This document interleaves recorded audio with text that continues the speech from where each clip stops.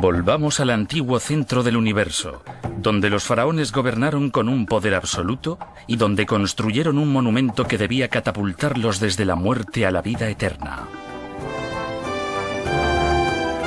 Karnak, el templo de los dioses.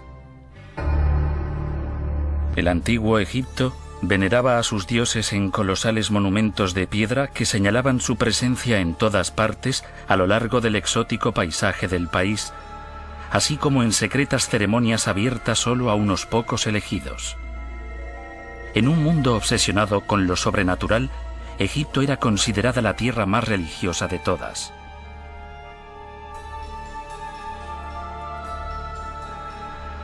Sin embargo, a pesar de los vestigios grabados en piedra, Egipto y sus dioses siguen siendo un enigma desafiante. Los egipcios construyeron a una escala monumental destinada a perdurar toda la eternidad. Pero, ¿qué les llevó a construir tales prodigios cuando nunca antes se había intentado nada tan grandioso?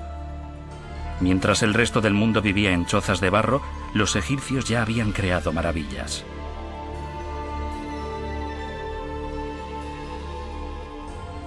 Egipto nos atormenta con sus contradicciones. Pocas civilizaciones parecen haber gozado tanto de la vida. A juzgar por su amor por la belleza a través de su celebración de la naturaleza, está claro que veían el mundo con humor y gracia. No obstante, ningún otro pueblo ha estado tan completamente obsesionado con la muerte. En el curso de sus vidas, los egipcios invertían tantos esfuerzos y dinero en la preparación de la vida después de la muerte como en su día a día. Su momificación y rituales funerarios eran los más complejos que el hombre haya conocido jamás. Las paradojas se suceden. Los egipcios fueron pioneros en matemáticas, ciencia y medicina. Sin embargo, se basaban a menudo en la magia para explicar lo que desconocían. Y también estaban los faraones, soberanos mortales cuyo impresionante poder los elevaba por encima de los demás hombres. ¿Quién que no fuese un faraón podría proclamarse un dios y conseguir que su pueblo lo creyese de verdad? ¿Quién que no fuese un faraón podría erigir el mayor monumento nunca construido y dedicárselo a sí mismo? Con unos recursos prácticamente ilimitados, ningún capricho era demasiado pequeño, ni ningún sueño demasiado grandioso para la realeza de Egipto. Resulta lógico que fuesen enterrados en sarcófagos de oro. Asimismo, está la cuestión de la antigüedad. Egipto era antiguo incluso para los griegos y los romanos, con miles de años de antigüedad en la época en la que lo conquistaron. Y era tan enigmático para ellos como lo es hoy para nosotros. Los griegos y los romanos contemplaron las pirámides y los templos de los faraones y se maravillaron ante su antigua majestuosidad. Como nosotros, siguieron el curso del Nilo en su viaje a través de la historia y se preguntaron cómo todo ese mundo fue posible. Y como nosotros, se maravillaron ante la maestría artística y la pericia egipcias. Hay algo cierto. Muchas cosas se unieron aquí, especialmente el hombre y los dioses. Si los dioses amaron Egipto, los egipcios amaron a los dioses aún más. En el corazón de sus convicciones religiosas se encontraba la ciudad sagrada de Tebas. El poeta griego Homero la llamó la gran ciudad de las 100 puertas. Fue la ciudad que recibió lo mejor que la sociedad egipcia tenía para ofrecer. Pues fue aquí, en el gran templo de Karnak, y en el templo de Luxor, unos 3 kilómetros más allá, donde los egipcios creían que habitaba el dios supremo Amón. Los egipcios creían que el poder y la salvación del universo emanaban de este dios y de estos templos. En esta tierra de misterios, quizás lo más enigmático de todo era su religión. Las divinidades egipcias tomaban formas muy distintas. En Tebas se adoraba una manifestación de Amón en forma de un pequeño ídolo, probablemente de oro, con rasgos humanos.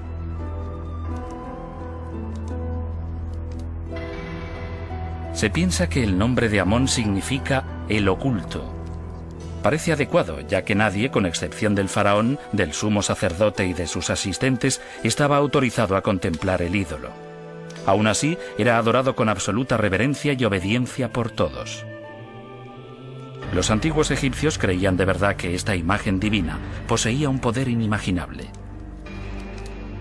Cada día, el sacerdote penetraba en la zona más íntima y sagrada del templo, y entonces tenía lugar un ritual en que el dios era alimentado, vestido y adorado. Al final del día, el ritual se repetía en orden inverso, y el ídolo se retiraba durante la noche. Es muy significativo que el faraón viniese a Amón en lugar de llevar a Amón al faraón. Esto no menoscababa la importancia del faraón en modo alguno, pero indica su obediencia al dios. Los egipcios creían que el poder del faraón emanaba directamente del dios. Amón no siempre fue el dios más importante en Egipto. Anteriormente, otras divinidades dominaron esta tierra. Determinados dioses se vinculaban frecuentemente a determinadas ciudades, y su prestigio y poder aumentaban o disminuían según la suerte de su ciudad. El nombre de Amón está vinculado para siempre al de Tebas. Cuando sus principales familias asumieron el control del país, Amón fue colocado a la cabeza de los dioses. Cuando la riqueza de Tebas se multiplicó y se transformó en la ciudad más rica y poderosa de Egipto, los faraones tebanos no repararon en gastos para honrar al dios que creían que les había traído tanta fortuna. Como principales mecenas de los templos, los faraones fueron espectacularmente generosos. Vastas secciones de los opulentos edificios fueron financiadas gracias a los botines generados por la fabulosa máquina de guerra egipcia. Hacia el año 1500 a.C., las fronteras egipcias se extendían a lo largo del valle del Nilo hasta Mesopotamia. Situada a unos 644 kilómetros Nilo arriba desde el mar Mediterráneo, Tebas se enriqueció virtualmente con las riquezas traídas desde todos los rincones del reino. Los templos de Karnak y Luxor se convirtieron en los complejos religiosos más grandes de todo el mundo antiguo. La riqueza de los templos estaba vinculada a la riqueza de los faraones, y su riqueza era grandiosa. Pocos hombres han ejercido tanto poder. Considerándose a sí mismos semidioses, fueron educados en un sistema en que el mundo les pertenecía para dirigirlo. Estas personas tenían su lado humano, pero también debieron ser conscientes de que todo aquello que hicieran tendría trascendencia. Si tú, como faraón, decidías, mañana se empezará un nuevo templo aquí, eso es lo que se haría. La razón más evidente para la existencia de los templos era su utilización como lugares de culto. Pero los templos podrían considerarse también como vehículos de inmortalidad para los faraones. Grabando sus nombres e imágenes en las paredes de un templo, los monarcas egipcios sentían que una parte de ellos viviría para siempre. Su elección de la piedra como materia prima para la construcción constituyó su apuesta más segura contra los estragos del tiempo. Y este era un recurso que Egipto poseía en abundancia. Los faraones poseían enormes canteras, especialmente río arriba, en Asuán. El Valle del Nilo, y particularmente el desierto del este, es una de las zonas geológicamente más ricas del mundo. Todo tipo de piedras para la construcción, así como piedras para otros usos, para usos decorativos, jarrones de piedra, joyería, etc., están presentes allí. Así que Egipto es extremadamente afortunado en este aspecto, y los antiguos egipcios aprovecharon muy bien estos recursos. La arquitectura egipcia es única y rápidamente identificable. ¿Qué inspiró toda esta belleza? Una fuerza poderosa tras el diseño de los templos fue el amor de los egipcios por la naturaleza. Se puede ver cómo los templos egipcios están estrechamente vinculados a la idea egipcia del cosmos, y también cómo los egipcios observaron su geografía y su entorno. En primer lugar, el pilono es como en el horizonte. El sol se pondría y saldría por encima del pilono. Y otra característica de estos grandes templos es la sala hipóstila. Es básicamente una sala llena de columnas, y si las observas, estas columnas son plantas gigantes, son papiros gigantes y lotos gigantes. Está claro cuando observas su extremo superior que tiene la forma de la flor, pero también la base de la columna tiene el aspecto maravilloso de una vegetación frondosa. Así, muchas características de su entorno, el sol, la luna, las estrellas, están incorporadas a su arquitectura. Pero, ¿por qué construyeron los egipcios a tan enorme escala? Aunque las grandes pirámides fueron construidas siglos antes que los templos de Karnak y Luxor, y fueron los más grandes monumentos jamás erigidos, su influencia no perduró. La mayor parte de la arquitectura egipcia se mantuvo dentro de dimensiones normales durante siglos. Pero con el inicio de la etapa constructora del Imperio Nuevo, los faraones empezaron a construir a nivel colosal, como reafirmación ante su propio pueblo y ante sus vecinos y enemigos.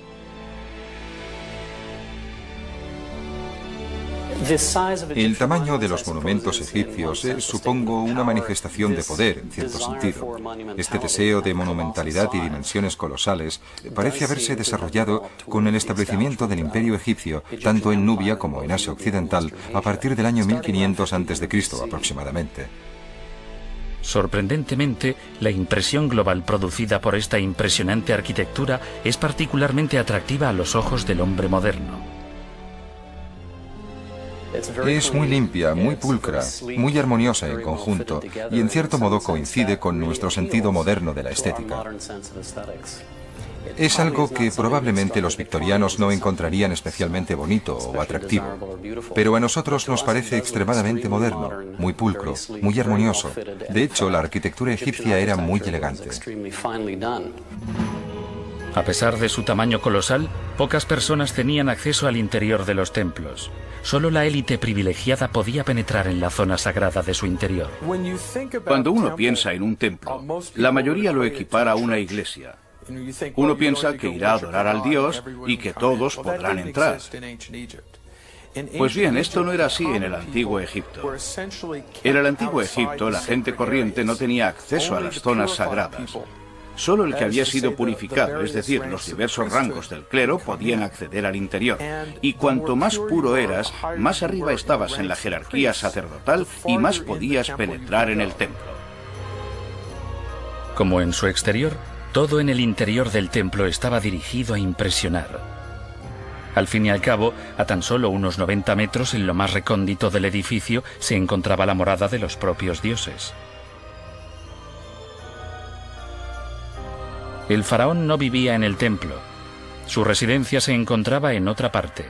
Pero cuando visitaban al dios, a medida que se adentraban más y más en el corazón del templo, el faraón y los sumos sacerdotes se veían rodeados de una impresionante maestría artística. Al aproximarse a la cámara del dios, cruzaban la sala hipóstila. Hoy, esta sala está inundada por el sol, pero durante la antigüedad, la mayoría de esta zona estaba a oscuras, iluminada por antorchas o con un mínimo alumbrado. La sala estaba diseñada como un gigantesco bosque de pilares destinados a hacer que el universo pareciese pequeño. El faraón iba a adorar al dios y como él mismo era una divinidad, se podría decir que Dios iba a adorar a Dios. Egipto precisaba una estructura y un marco adecuados a esta ocasión, y la sala hipóstila proporcionaba todo eso. Más allá de este punto, había más restricciones. Cuando uno piensa en ello, comparándolo con el palacio, cuanto más se acercaba uno a las estancias reales y a los aposentos, más restringido era el acceso, porque estamos hablando de acceso físico y personal a una divinidad. Los espacios se hacen más cerrados, tanto horizontal como verticalmente, a medida que el suelo se eleva y el techo desciende y uno se va adentrando más. No solo en términos de espacio restringido, sino también en términos de tiempo. Uno está regresando desde el brillante mundo cotidiano en el que nos movemos al periodo anterior a la creación, cuando nada estaba diferenciado y todo era una única sustancia oscura. El dios que habita en el templo de Karnak es el gran dios creador. El hecho de que el faraón y el dios comulgaran lejos de la vista del pueblo añadía aún más poder y majestuosidad a la religión egipcia.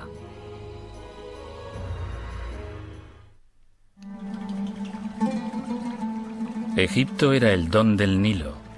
El gran río constituía la fuente de la grandeza de Egipto.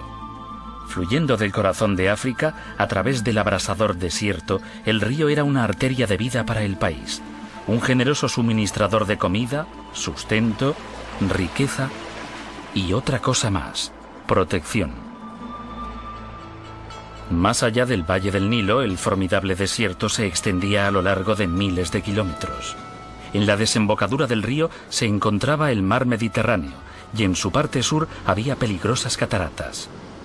La situación del río aislaba al país de sus enemigos. Egipto era demasiado difícil de invadir, así que pocos lo intentaron. A veces pasaban siglos sin que se produjese ninguna amenaza seria del mundo exterior. El resultado, aunque no exactamente un jardín del Edén, era al menos un glorioso oasis protegido de sus enemigos. La generosidad de la naturaleza hacía a Egipto autosuficiente. La sociedad egipcia se volvió muy conservadora, poseía una enorme confianza en sí misma y en su forma de vida. El país se cobijaba en la tradición y huía de la innovación, porque su sistema funcionaba. El río les nutría y su faraón estaba emparentado con Dios. Nada procedente del mundo exterior podía compararse a lo que ellos tenían, y así el status quo se mantuvo durante siglos. Era una sociedad maravillosa, vibrante y llena de vida. Debió ser realmente un lugar muy atractivo. Y uno tenía los festivales y distintas cosas. El sacerdote hacía cosas y uno veía cómo la vida continuaba. En cualquier época, alguna parte del templo se estaba construyendo. Había rampas y nubes de polvo y gente pasando. En algunos sentidos, es un poco como una película de Cecil B. DeMille o de los 50. Había mucho movimiento. La riqueza del mundo conocido fluía hacia Tebas, permitiendo a la realeza egipcia disfrutar de un opulento estilo de vida pocas veces igualado.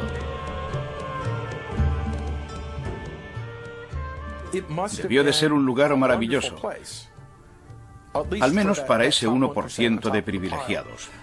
Por otro lado, si eras un campesino que trabajaba en el campo, no sé si eras muy feliz, porque tu vida consistía principalmente en trabajar de sol a sol cada día de la semana. En muchos sentidos, Tebas era una ciudad dividida, mitad para los vivos y mitad para los muertos. El río atravesaba la ciudad justo por su centro. En la ribera occidental se hallaban las grandes tumbas y palacios mortuorios. En la ribera oriental, los centros religiosos. Los templos podrían ser considerados como las industrias impulsoras del crecimiento en esa época. Cuando el faraón y la casa de Amón adquirieron más y más poder, se precisó una enorme fuerza de trabajo para mantener todo en funcionamiento. Se trataba de mucho más que simples lugares de culto. Eran en muchos sentidos grandes centros administrativos, grandes centros económicos. Estos templos tenían posesiones de tierra a lo largo y ancho del país. Eran sectores muy ricos de la sociedad. Empleaban no a cientos, sino a miles de personas. Y por ello eran importantes, de formas muy diferentes para la sociedad. Sacerdotes y escribas, contables y físicos, profesores y artistas, todos tenían sus deberes en los templos. A medida que el tiempo pasaba, los edificios fueron creciendo. Nunca hubo una fecha de terminación definitiva para el templo de Karnak, porque cada generación quiso añadir algo más en honor a su dios. Cuanto más poderoso era el faraón, mayor solía ser el proyecto de construcción. Los faraones tebanos como Amenofis III, Rameses II y la reina Hatshepsut compitieron para añadir sus nombres al templo. Y no fueron precisamente medrosos a la hora de hacer cambios. El templo de Karnak fue a lo largo de su historia como una gigantesca zona de construcción. Los reyes construían continuamente. Por ejemplo, un rey construía en piedra y luego construía con ladrillos de barro, quizás un enorme pilón de ladrillos de barro. Su sucesor venía, demolía el pilón de ladrillos, ampliaba el templo con piedra, construía más con ladrillos de barro. Su sucesor venía y quizás incluso reformaba las partes de piedra del templo. Y de esta forma los templos estaban continuamente en proceso de construcción.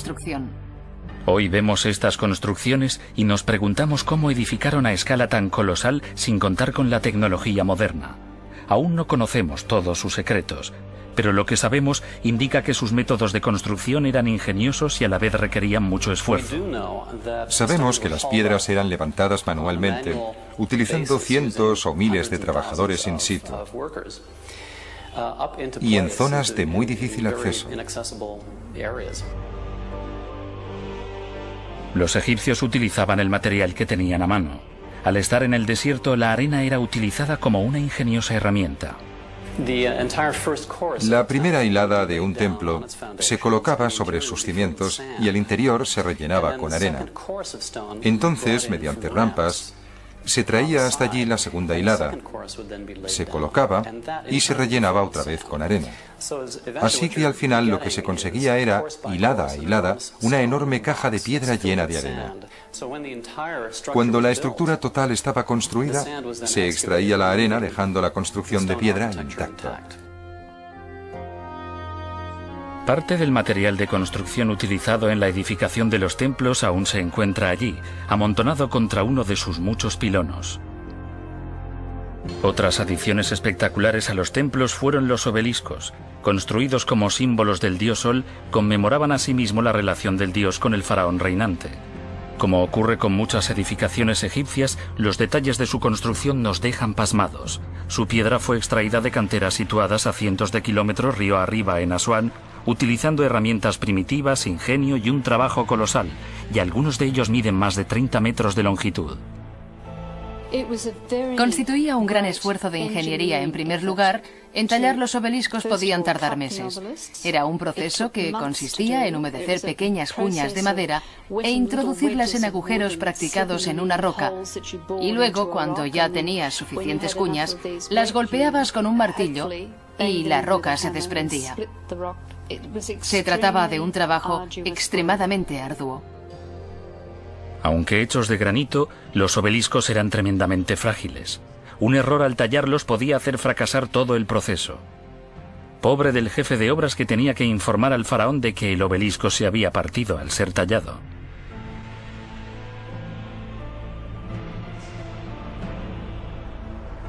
Aún así, el tallado de los obeliscos era casi la parte más fácil. Lo siguiente era transportar estas enormes estructuras hasta la orilla del río, cargarlas en barcas y navegar con ellas corriente abajo. El antiguo Nilo era mucho más traicionero que el actual. Un error al equilibrar las barcas o al navegar por los rápidos del río podía hundir todo el proyecto en sus profundidades. Los obeliscos que conseguían llegar a Tebas eran trasladados al templo con bombo y platillo. Tenían que llevarlos al templo y levantarlos.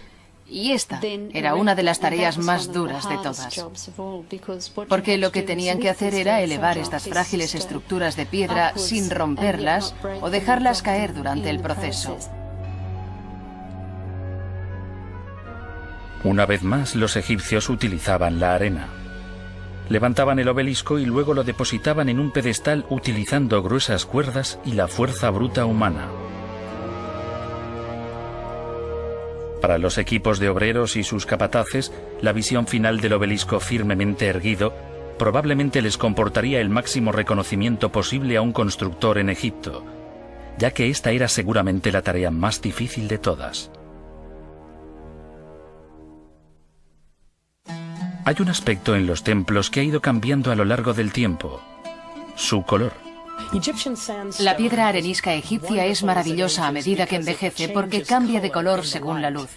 Puede ir desde una especie de rosa a veces, ese radiante color oro absolutamente precioso al atardecer. Esto no podía verse en la antigüedad porque estos templos estaban pintados. Milagrosamente, algunas de las pinturas se han conservado, revelando una vez más el amor de los egipcios por los temas naturales, como este techo en que se representan las estrellas en el cielo. En estas paredes, los egipcios grabaron su historia y los textos sagrados de su religión. Los dioses en quienes confiaban para preservar el ritmo de la vida no les pudieron proteger de los cambios.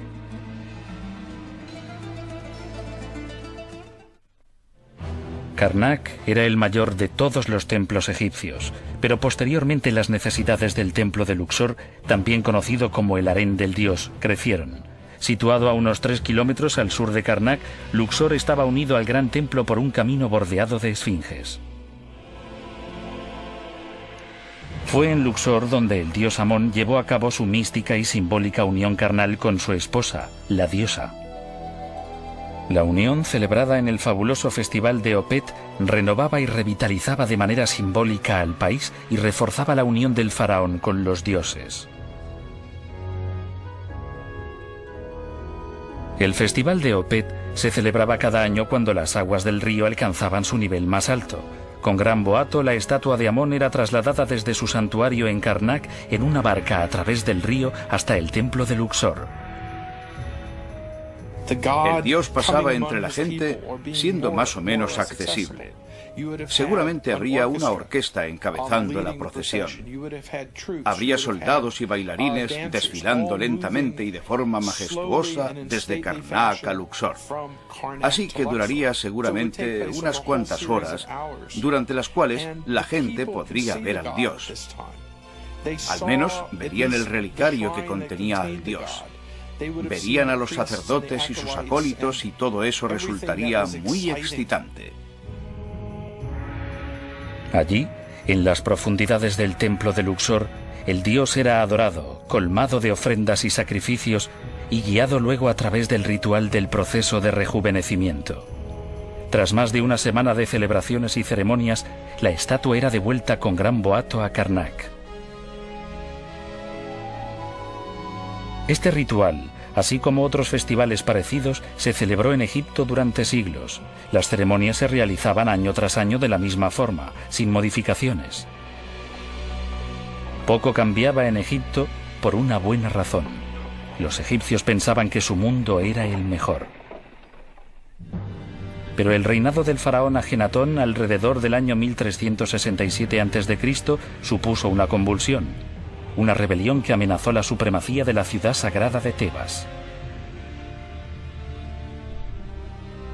Ajenatón removió los cimientos de Egipto con el ataque a su antigua religión.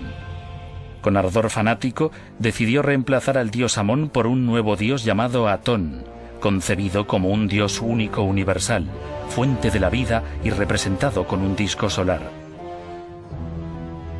También decidió trasladar la sede del poder de Tebas a una nueva capital río abajo, en Tel el Amarna. Pero el faraón no se detuvo aquí. Envió a sus servidores a los templos para que destruyesen todas las imágenes del dios Amón. Derribaron todas las estatuas del dios Amón. Entraron en las tumbas y buscaron el nombre del dios Amón en los nombres de las personas y los borraron. Se subieron a los obeliscos, se subieron a los pilones, recorrieron todo el país para destruir al dios Amón. Finalmente cerraron los templos. Los faraones habían realizado milagros, habían construido pirámides, subyugado a los mayores enemigos de Egipto y proclamado su origen divino. Pero esta revolución sobrepasaba incluso el poder de un faraón. Quizás el proyecto de Ajenatón era demasiado grandioso, demasiado radical, demasiado exclusivo. Cualquiera que sea la razón, su revolución no pudo imponerse. A partir de su muerte, la sede religiosa de Egipto regresó a Tebas, y Amón fue restituido a su posición de dios principal por un joven rey, Tutankamón. Tenía solo unos 10 años cuando ascendió al trono en el año 1347 a.C. Su reinado fue corto. Se cree que Tutankamón vivió solo hasta los 20 años aproximadamente. Durante la mayor parte de su reinado estuvo sometido seguramente a la influencia de consejeros, la mayoría de los cuales deseaban el regreso del poder a Tebas. Uno se pregunta hasta qué punto sus propias preferencias políticas o religiosas eran tenidas en cuenta o si tenía alguna. Si no era tan solo una marioneta manipulada por las diversas facciones ciertamente existentes entonces.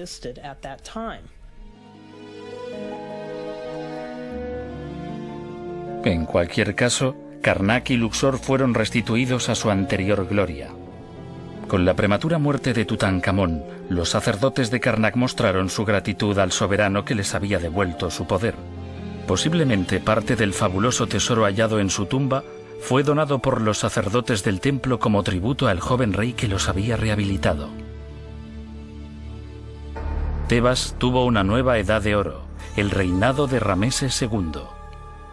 Entre los faraones famosos por su arrogancia, Rameses poseyó seguramente el mayor ego de todos. Los templos de Karnak y Luxor fueron beneficiarios de ese ego. Rameses se embarcó en colosales proyectos arquitectónicos que menguaron la importancia de los de la mayoría de los otros faraones. Sus adiciones a los templos poseían todos los atributos propios de la arquitectura cumbre egipcia, incluyendo la edificación a gran escala y la extrema opulencia y grandiosidad como objetivos. Rameses estaba decidido a dejar su impronta en los templos, incluso a expensas de los faraones que le precedieron. Lo que no era de él lo reclamaba frecuentemente como tal. Esencialmente, se apropió de cantidad de estatuas y otras piezas y puso su nombre en ellas. Una de las ventajas más convenientes de la civilización egipcia era el hecho de que si tú ponías tu nombre en algo, aquello pasaba a ser tuyo. Así que si tenías una estatua de Amenofis III y decidías que ese rey tenía ya demasiadas estatuas, podías tomarla, borrar el nombre y poner el tuyo en su lugar y pasaba a ser tuya. A veces modificaba los rasgos de la cara y a veces ni se molestaba en ello. Cuando grababa sus inscripciones, a veces lo hacía con una profundidad de 15 centímetros en la pared para que sus sucesores lo tuvieran difícil si querían ir y borrar su nombre. Los edificios no fueron el único lugar en que Rameses dejó su impronta. En el momento de su muerte, Rameses II había engendrado a 100 hijos. Tenía tantos vástagos que los investigadores no han sido capaces de seguir las trayectorias de todos ellos o de saber con qué mujeres tuvo a cada uno. El problema para identificar a sus esposas e hijos es que aunque tenemos los nombres de muchos de ellos, no los tenemos todos. Sobre las reinas en particular sabemos que los faraones del Imperio Nuevo tenían harenes o varias esposas que no solo eran egipcias, sino que también venían del extranjero como forma de cimentar alianzas diplomáticas. Lo mismo con los niños. Los nombres de muchos príncipes y princesas son conocidos, pero no los tenemos todos. Fue capaz obviamente de engendrar a muchos. Egipto se mantuvo como la primera potencia mundial más tiempo que ninguna otra civilización antigua. Finalmente, el tiempo y el mundo exterior cambiaron eso, y los griegos y los romanos dominarían esta antigua tierra.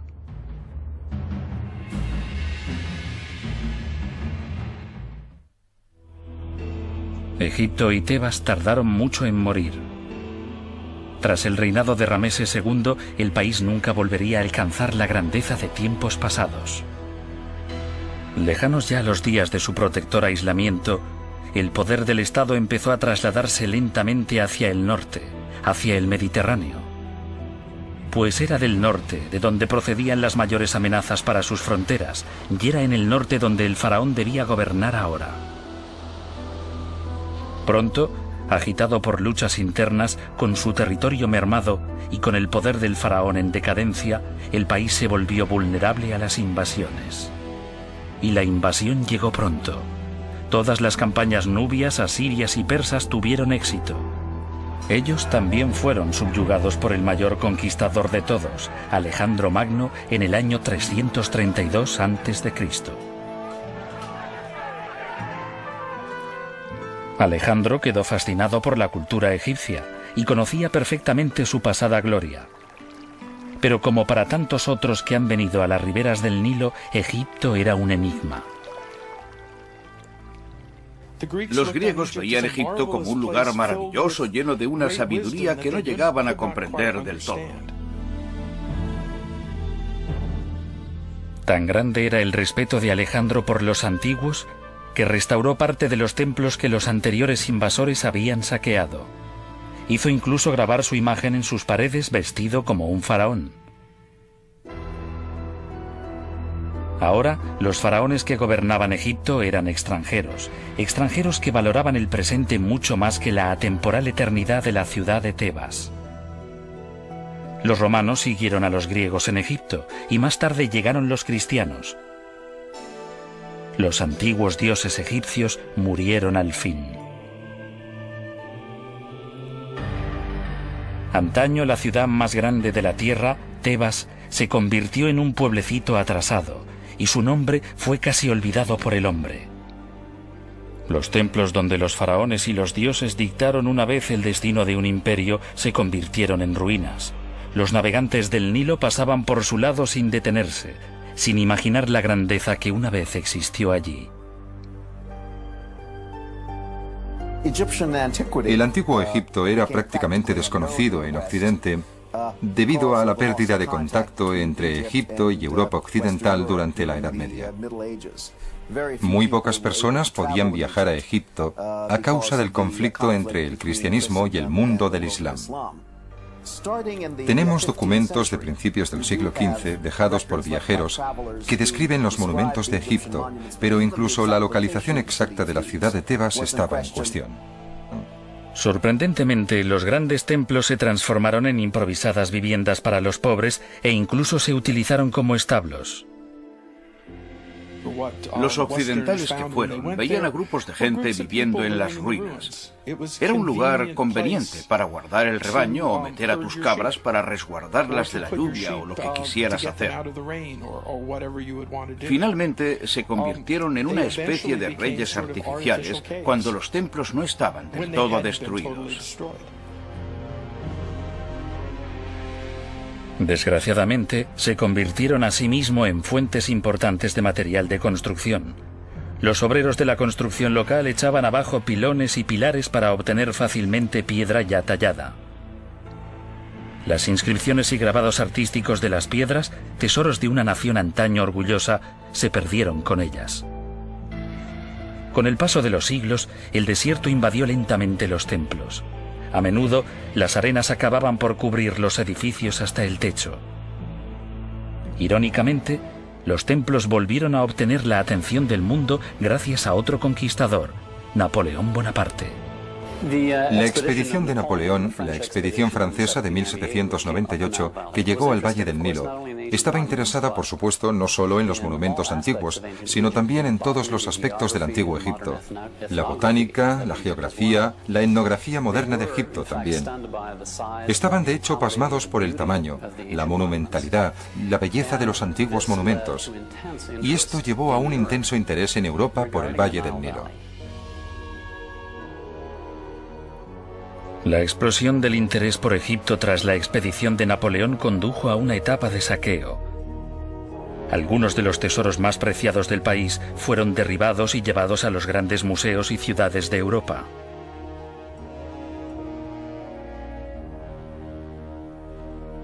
Sin embargo, a mediados del siglo XIX, los arqueólogos modernos llegaron a Egipto e iniciaron los esfuerzos para preservar y registrar sus antiguas maravillas en lugar de saquearlas. Investigadores egipcios, franceses, británicos, alemanes y americanos trabajaron para reunir las piezas de este antiguo rompecabezas. Durante más de 100 años, han reconstruido, reparado e investigado minuciosamente la superficie de los templos en un intento de preservar su legado y descubrir sus secretos. Pero todavía tienen un largo camino por delante. Desde que se iniciaron los trabajos científicos en Karnak, digamos que hace unos 150 años, todavía existen partes de Karnak totalmente desconocidas. Hay cosas que nunca han sido registradas por los egiptólogos y que no lo serán durante nuestras vidas. Una cuarta parte aproximadamente de la zona rodeada por las grandes paredes de ladrillos de barro nunca ha sido realmente excavada. Tan solo tenemos una vaga idea de lo que puede haber allí. Hay instituciones como el Instituto Oriental que trabajaron en Karnak durante años realizando un estudio epigráfico. Es un largo proceso de análisis, estudio y registro que todavía dura. El Dr. Peter Dorman es el director de investigación epigráfica del Instituto Oriental de la Universidad de Chicago. Este equipo se dedica a registrar e interpretar las inscripciones y relieves de las paredes del templo. Se puede decir que estos investigadores participan en una carrera contra el tiempo. Estos monumentos han estado expuestos al entorno, al vandalismo humano, a la erosión durante muchos años. Podemos ver cómo se van erosionando gradualmente. Es un proceso de erosión y deterioro muy lento y gradual. Pero estas inscripciones religiosas e históricas de los monumentos egipcios están desapareciendo literalmente ante nuestros ojos. Y la mayoría de ellos no han sido cuidadosamente documentados. La única forma en que podemos registrarlas de forma permanente para los futuros investigadores que necesitarán ver estas inscripciones religiosas e históricas consiste en hacer una copia ahora antes de que la erosión y el vandalismo las hagan desaparecer. Los antiguos egipcios pensaron que sus monumentos perdurarían para siempre. Sin embargo, parece que ni siquiera la roca sólida es capaz de resistir los estragos del tiempo y de los hostiles elementos.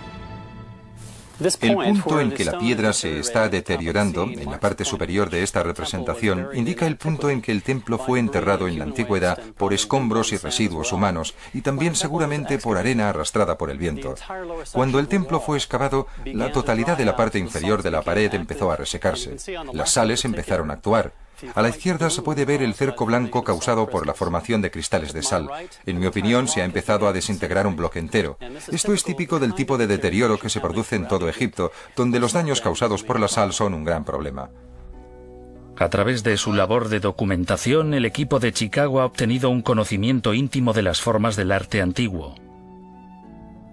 Aunque los templos se fueron ampliando durante siglos, un ojo experto puede a menudo determinar de forma inmediata a qué etapa específica o gobernante específico corresponde una obra. Algunos periodos del arte egipcio son muy especiales. Puedes ver un monumento, puedes ver un relieve, puedes ver una tumba pintada y decir, esto debe de ser del reinado de tal o tal rey. Uno puede decir incluso en algunos casos, esto es de la primera etapa del reinado de tal o tal rey, incluso sin consultar una inscripción que identifique el nombre del propio rey. Recientemente, el equipo ha ordenado cronológicamente los relieves del Festival de Opet. Podría tratarse del último momento posible, ya que con cada año que pasa, los relieves del templo se desdibujan un poco más a medida que las paredes se van desmoronando. Los relieves del Festival de Opet en el templo de Luxor son nuestra última publicación. Desde el punto de vista histórico son muy significativos porque datan del reinado de Tutankamón, así que constituyen uno de los principales monumentos de su reinado. Pero también revelan detalles maravillosos de la antigua celebración del Festival de Opet durante el Imperio Nuevo. En cuanto a composición son una proeza, y en cuanto a su significación religiosa son extraordinariamente importantes. Los sueños de inmortalidad de los faraones se hicieron realidad. Sus templos se convirtieron en vínculos entre el cielo y la tierra. Ahora sirven como un tipo de vínculo distinto, conectándonos a nosotros con la remota antigüedad. Aún así, los templos antiguos resultan inaprensibles, ocultando mucho más que lo que revelan. Es su antiguo encanto lo que nos lleva a ahondar en su conocimiento, a perseverar eternamente en busca de la historia.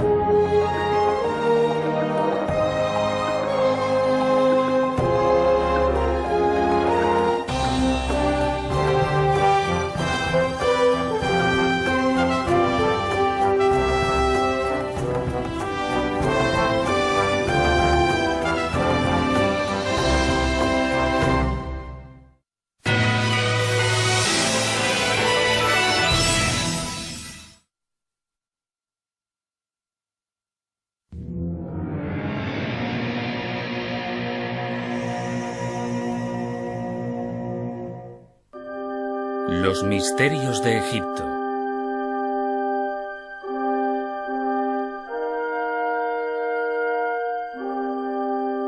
El oasis de Jarga.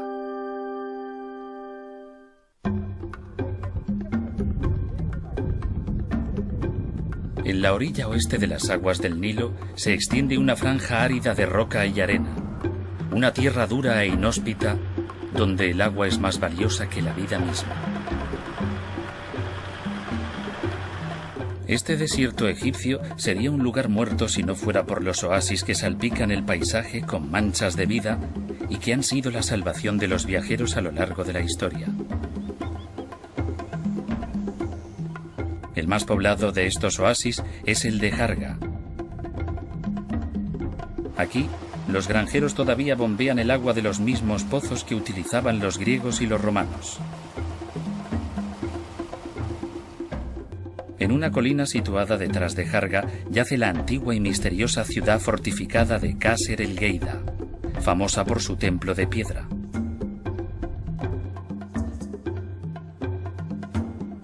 Desde las murallas de la ciudadela las tierras verdes y fértiles de abajo parecen un milagro esmeralda rodeadas por las arenas infinitas del desierto.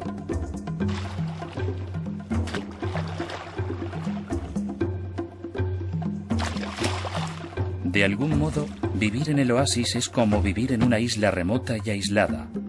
Los recursos son escasos y hay que aprovecharlos bien.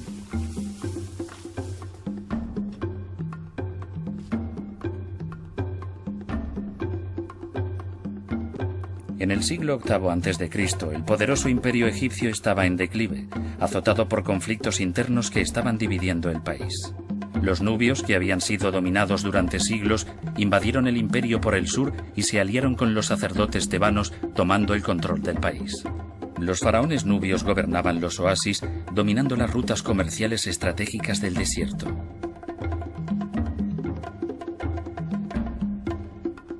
Los nubios construyeron templos en Tebas y también adornaron el santuario de Karnak con su propio estilo decorativo. La mayoría de estos ornamentos representaban dioses tebanos. Posiblemente los nubios construyeron los templos como signo de gratitud hacia los príncipes y sacerdotes de Tebas por haberse aliado con ellos. Kaser el-Geida prosperó bajo los dominios griego y romano. Seguramente se quemó durante un incendio.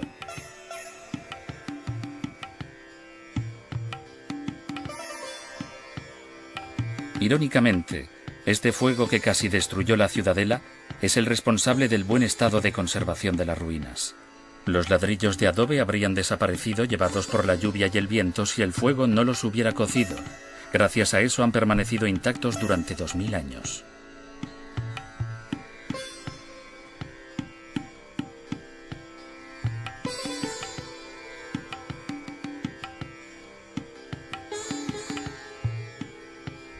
Como en muchas ciudades antiguas de Egipto, la necrópolis, o lugar de los muertos, es uno de los mejores emplazamientos.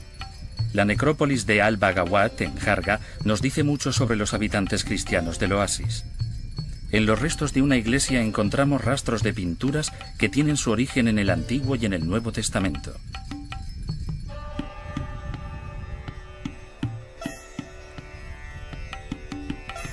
Hallamos cientos de tumbas de adobe de esa misma época. La vida en el oasis ha continuado desde que el primer nómada encontrara reposo aquí hace miles de años. Sus aguas cuentan muchos secretos sobre gentes, sobre civilizaciones y sobre la propia historia.